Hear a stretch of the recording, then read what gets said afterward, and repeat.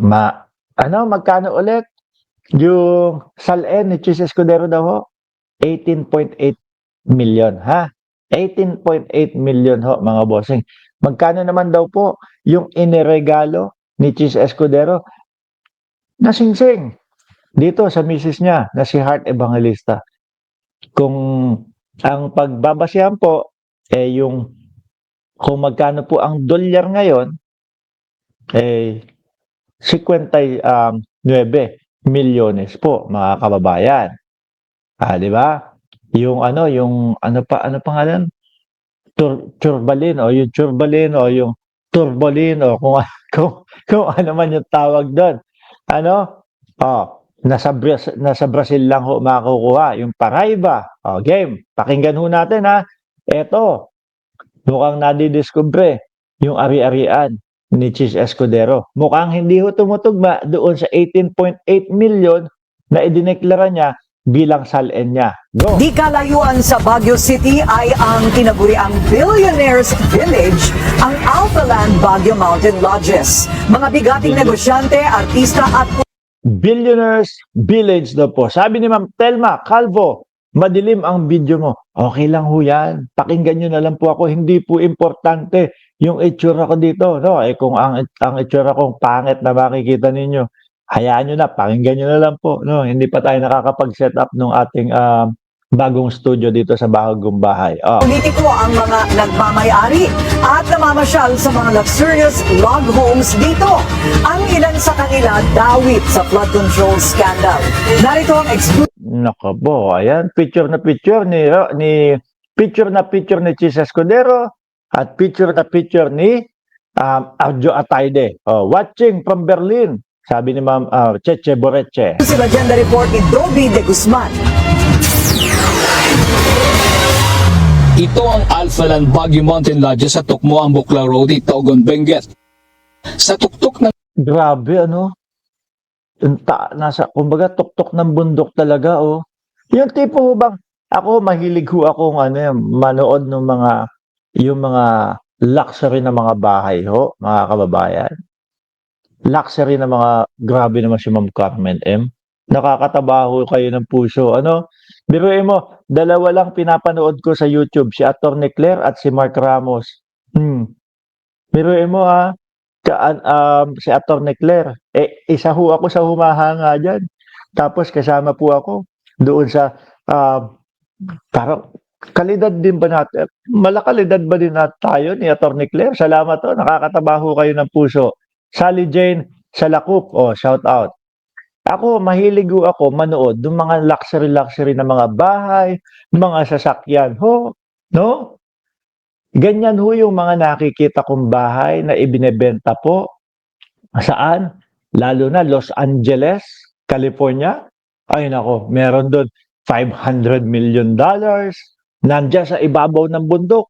Yung tipo ho bang ipagkakalayo-layo mo ang sarili mo doon sa mga taong nando sa baba para lang magkaroon ka ng privacy. At ang mga nakatira, mga boss chief amo, sir, yung mga yung mga yung mga Mark Cuban, yung mga talagang kilalang mga personalidad ho. Ganyan, Grabe, ganda dito siguro, no? Hindi pa ako nakakapunta dyan. Ito ang Alphaland Baguio Mountain Lodge sa Tukmoang Bukla Road, Itogon, Benguet. Sa tuktok ng bundok na may kabuang lawak na 100 hektarya, nakatayo ang mararangyang lago. 100 hektarya? Pakinggan niyo luxury na lugar na meron daw pong 100 hektarya. Kasi susunod dito mga kababayan, meron tayong, Diyos ko Lord, si Mike Defensor ang susunod natin dito.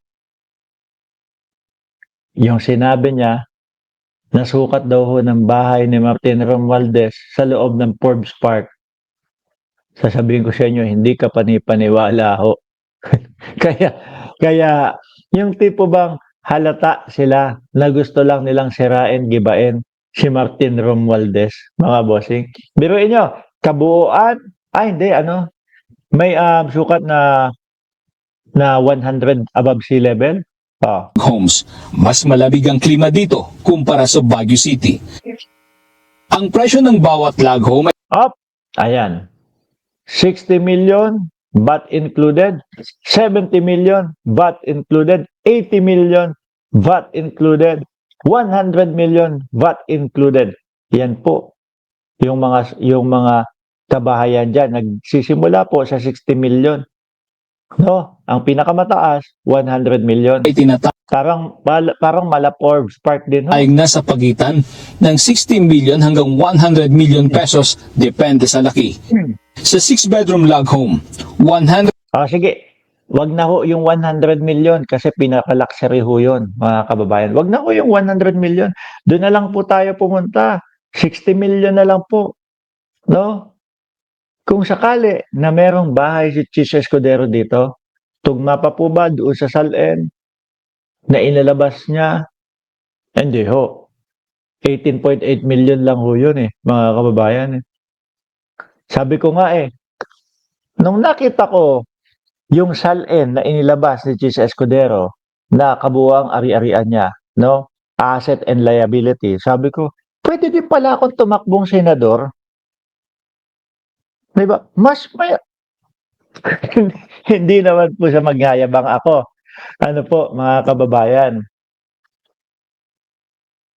Yung 18.8 million na yon, isang bahay lang po yun sa San Valley. No, diyan po sa Pilipinas. Na di umano, hindi ako sigurado kung totoong doon nakatira si Daniel Padilla dahil hindi ko pa naman noon nakikita kapag no? Yung 18.8 million ng Salen ni Chis Escudero, mga kababayan, hindi pa makakabili ng bahay at lupa doon sa loob ng San Valley. Kasi mga kababayan, sa loob ng San Valley, ang presyo doon, 25 milyones. Hindi pag nabili ko pala yung isang bahay doon, mas mayaman ako kay Chis Escudero. Di ba? Mas mayaman ako kay Chis Escudero kung sakali ho na gano'n, mga kababayan. Grabe. No, tapos dito, 60 million nag-uumpisa. Doon na lang tayo sa pinakamababa. Sa 60 million na lang tayo. 50,000 pesos ang renta sa overnight stay. Base sa website ng Alphaland, nagbukas ang exclusive vacation home sa mga sikat at mayayaman noong 2018.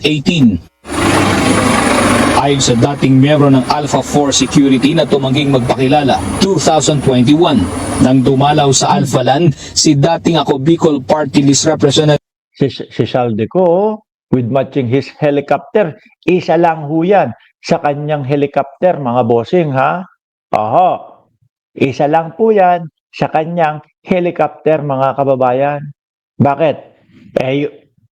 Yung sinasabi, nawala na ho sa Pilipinas. 2 helicopter ho. Nasaan na daw po? Nandoon na daw po sa Kota Kinabalu, Malaysia. Yun po ay nasa ilalim lang po ng Mindanao. Nasa ilalim lang po ng Pilipinas, mga boss. Unti-unti na ngang inilalabas ni Saldico yung kanyang mga air asset ho, mga boss. Meron pang Gulfstream to, ha? Saldico kasama ang buong pamilya. Sakay sila noon ng Augusta Westland helicopter na nagkakahalaga ng $16 million.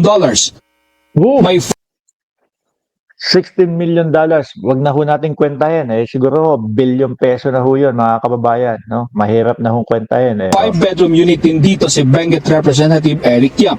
Kumpirmado ito ng Benguet Provincial Assessor's Office. 525.23 square meters. Tapos, including doon, 31.30 square meters na parking lot. One story building. Meron din lupain. Saan po yan, ma'am? Sa Bulacan, ito That is a place where matatagpuan po yung Alpha. Pagbubunyag Grabe ho yung mga tingnan niyo ho yung itsura, yung struktura ho. Yung tipo bang papunta ka pa lang doon sa parking lot, alam mong malapalasyo na yung papasukin mong bahay. pa ng informant. May 6-bedroom unit din si Senator Francis Escudero. Pero Naku! Ayan na, may 6-bedroom unit. Atras ko ha, pakinggan ulit natin. Pagbubunyag pa ng informant, may 6-bedroom unit din si Senator Francis Escudero, pero hindi raw ito nakapangalan sa senador, bagkus ay sa Charmo Baguio Log Homes Holdings Incorporated. Oh, sa iba daw nakapangalan. Di umano, sabi daw nung informant, John J. Jason at Delia Rosario, merong 6-bedroom unit si Chis Escudero doon sa Alphalad, pero hindi daw nakapangalan kay Chis Escudero. Malamang ho ito itatanggi ni Chis Escudero kung sakali. Kasi mahirap Mababaon na ho si Chis Escudero doon sa pagkakasabi niya, 18.8 million lang po ang kanyang salin, asset and liabilities ho, mga bossing. Di ba? Pag inamin niya, oo, meron akong lupa o meron akong bahay at lupa doon sa Alpaland. Nagwak na. Wag na ho 100 million.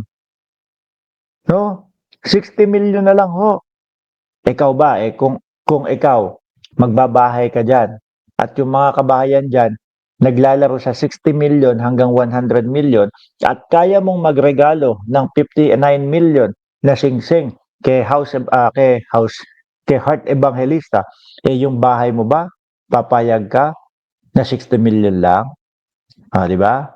Pero, di umano, hindi daw kay Chis Escudero nakapangalan, no? Yun yung binanggit. Sa records ng Provincial Assessor's Office, walang Alphaland Log Home Unit na nakapangalan sa senador at sa Charmo Baguio. Sa pananaliksik ng Billionaire News Channel, nakita sa website ng Alphaland Corporation na kasama sa mga board of directors si Senator Francis Escudero. Naku po nandun sa board of directors. Di ba? Uubra ba at posible ba at pwede ba na, eto personal na hindi ko alam, mga boss chief mo, sir, kung ano ang kalakaran dyan. Nung nandyan ako sa Pilipinas, ang akala ng mga kapitbahay namin, doon sa loob ng subdivision namin, doon na kami nakatira forever. Aba, ang mga loko, sabi Mark, kandidato ka namin sa pagka-presidente ng Homeowner Association. Sabing ganon. Sabi naman nung kapitbahay kong nasa gilid ko, kaliwat kanan, nagtotoma kami yan. Alam niyo naman, sa Pilipinas, di ba? Ayun. Sabi, pare, susuportahan ka namin. Sabi ko, loko kayo, hindi ako pwede kasi alam niyo naman na hindi talaga kami dito lehitimo nakatira. No? So, yung mga ganyan, hindi ko lang alam kung yung mga board of director, pwede kang maging director, pwede kang maging presidente, o pwede kang maging sergeant at arms kung hindi ka nakatira o kung hindi ka homeowner doon sa lugar na yon. Hindi ko lang alam. Pero, director, si Chis. Di ba? Kayo po na nandyan sa Pilipinas, kayo na po ang magsabi, no? Kung pwede ba na maging director si Chis nang hindi siya hindi siya nakatira doon o wala siyang bahay doon. Sa official FB page ng Alphaland, makikita rin ang larawan. Naku, nandyan yata si Chis Ayun, nasa likod. Nasa gitna. Si Chis tsaka si Heart nandun sa gitna ng Alphaland. Ng senador, ang kanyang asawa na si Heart Evangelista at ilang pang individual na dumalo sa kaarawan ng aktres at ng wedding anniversary ng dalawa noong February 28, 2020. Doon pa sila ikinasal, tama ba? Well, atras ko kung sila yung kinasal. O baka iba, tapos sila guest lang. Ang kanyang asawa na si Heart Evangelista at ilang pang individual na dumalo sa kaarawan ng aktres at ng wedding anniversary ng dalawa noong February Sila nga, kaarawan ni Heart Evangelista doon sa Alphaland ginawa. 28, 2020. Nagpadala ng mensahe ang BNC kay Senator Escudero para humingi ng pahayag tungkol dito. Pero para patas na pagbabalita ho yan, mga kababayan. Di ba? Para patas yung pagbabalita. Kunin natin, yung kapanayamin natin si Senador Chis Escudero. Ano kaya sasabihin? hindi pa siya sumasagot. Sa Alphaland din ikinasal noong July 28, 2023 si Tayo din naman, ng Quezon City, Congressman Arjo Atayde at si Maine Mendoza. Quezon City 1st District Representative Arjo Atayde at ang aktres na si Maine Mendoza. Base sa record ng Provincial Assessor's Office, walang pag-aari ang mambabatas sa Benguet. Pero ayon sa aming informante, may 5-bedroom unit sa Alphalan si Congressman Atayde. Maganda yan, masiyasa at talagang mahalughog nila, mga boss Chipamo, sir. At alam ko naman, na alam nyo, na hindi lingid sa inyong kaalaman, na kumbaga ho, mga bossing, is merong mga mambabatas, like Jose Pidal. Naalala nyo yung Jose Pidal? Merong mga mambabatas na ang gagawin nila, hindi nila ipapangalan sa kanila yung mga ari-arian.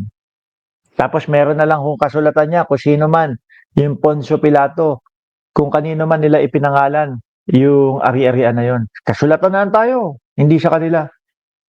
No? Pero kapag nagkalabasan ng SALN, hindi akin yan. Doon yan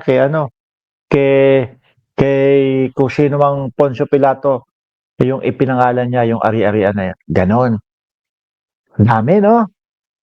Ang daming loophole sa Pilipinas, ang daming mga butas ng ating batas. Kaya kailangan talagang sa susunod na mga eleksyon, kapag tayo bumoto, mga bossing, kailangan talaga, mga kababayan, talagang bubusisiin natin, aalamin natin kung yung mga inihahalal nating mga kongresista, mga inihahalal nating mga senador ay talagang may magagawa bilang mambabatas, maaayos yung ating mga batas para naman walang mga loophole na pinaglulunggaan ho, mga bossing, yung mga politiko na yan.